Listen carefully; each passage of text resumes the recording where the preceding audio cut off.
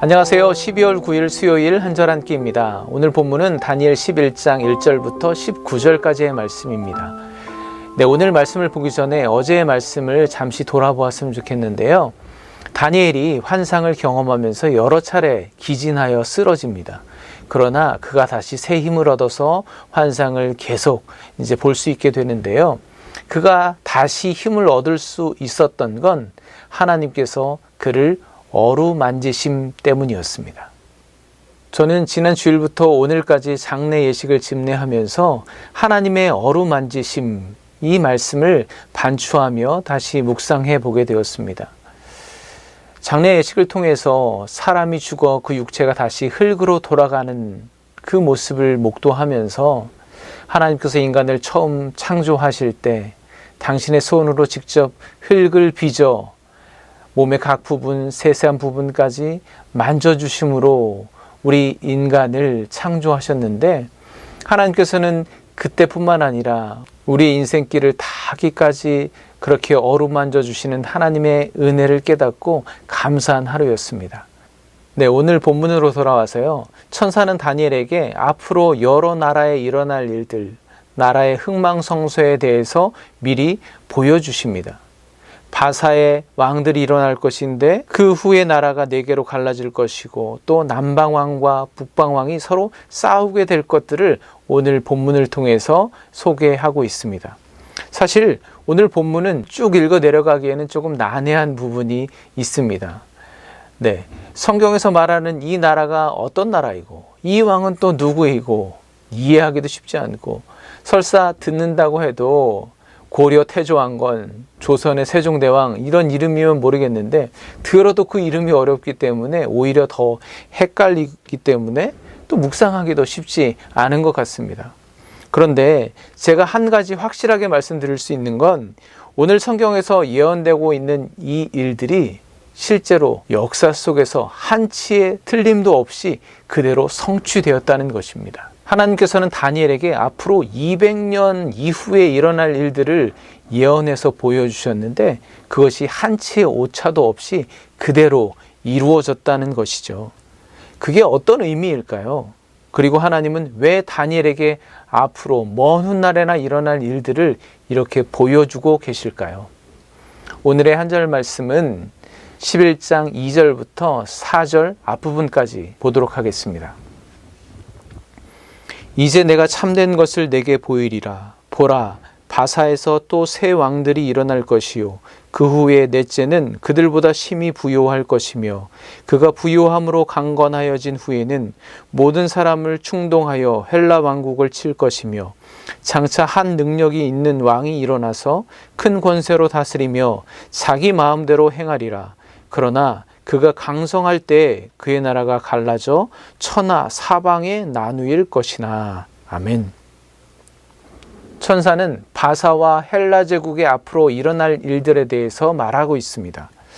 바사에서 새 왕들이 일어나고 그 후에 넷째 왕이 일어날 것인데, 그는 역사상 가장 강력한 나라를 이루고 또 부와 힘을 바탕으로 주변의 모든 사람들을 동원해서 헬라 제국을 칠 것이라고 말하죠.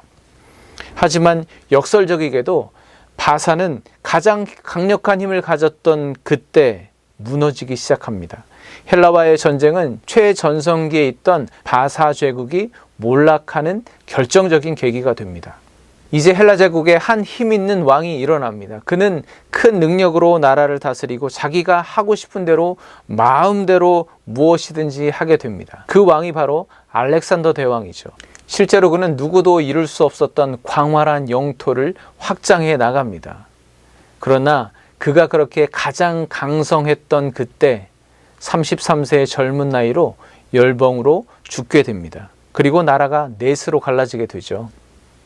이 말씀을 통해서 알 수 있는 어떤 일정한 패턴 같은 것이 있습니다. 그것이 무엇이냐면, 이렇게 흥망성쇠하던 여러 나라들의 왕들은 하나같이 하나님께 부여받은 그 큰 권세를 통해 힘과 부요함을 누리지만 그것이 하나님께서 주신 것임을 깨닫지 못하고 자기가 하고 싶은 대로 마음껏 무엇이든지 하려고 하다가 그 강성함의 절정에 이르렀을 때, 가장 높은 곳에 서 있던 그때 낭떠러지로 추락하듯이 그렇게 무너져 버렸다는 것입니다.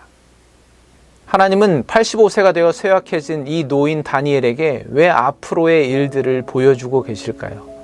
하나님은 이 변화무쌍한 강대국들의 이 역사의 한복판에 이 약소한 민족 이스라엘에게 왜 이러한 예언을 말씀해 주고 계실까요?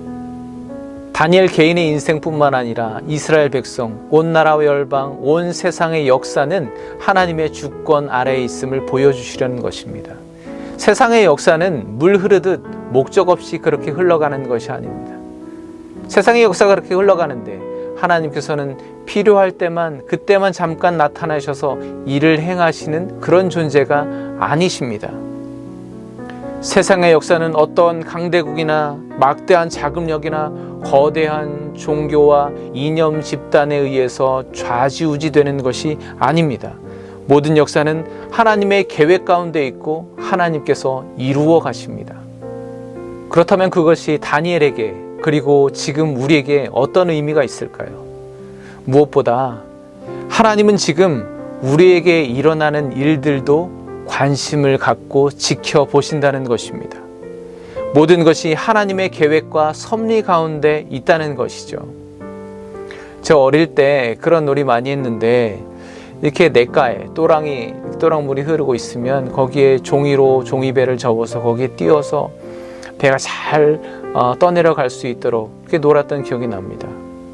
여러분, 하나님께서 그 흐르는 시냇물에 종이배를 띄워놓고 그 배가 엎어지지 않도록, 가라앉지 않도록 잘 떠서 둥둥 떠서 내려가고 있는지 지켜보시다가 위험이 있을 때 가끔 나타나셔서 도와주시고 하는 그런 존재가 아니라는 것이죠. 하나님은 시간과 공간, 가시와 비가시의 모든 존재의 것들의 주인이 되시는 분이십니다. 하나님은 단순히 세상 속에서 우리의 문제를 해결해 주시는 분이 아니라 세상을 만드시고 주관하시는 창조주 하나님이십니다. 하나님은 사막의 강을, 광야의 길을 내시는 전능하신 여러분의 주님이십니다. 기도하겠습니다. 모든 나라와 민족, 역사를 주장하시는 만왕의 왕이신 하나님께서 나의 하나님 되심을 믿습니다. 오늘도 그분 하나님께서 그저 보잘것없이 작고 초라한 나의 삶의 자리에도 개입하셔서 주장하시고 섭리하여 주시옵소서. 예수 그리스도의 이름으로 기도합니다. 아멘.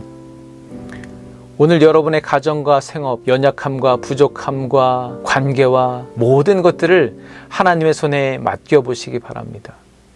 우리를 창조하신 하나님의 손이 그 모든 것들을 어루만지셔서 새롭게 하실 것입니다. 내일 목요일에 다시 찾아뵙겠습니다. 감사합니다.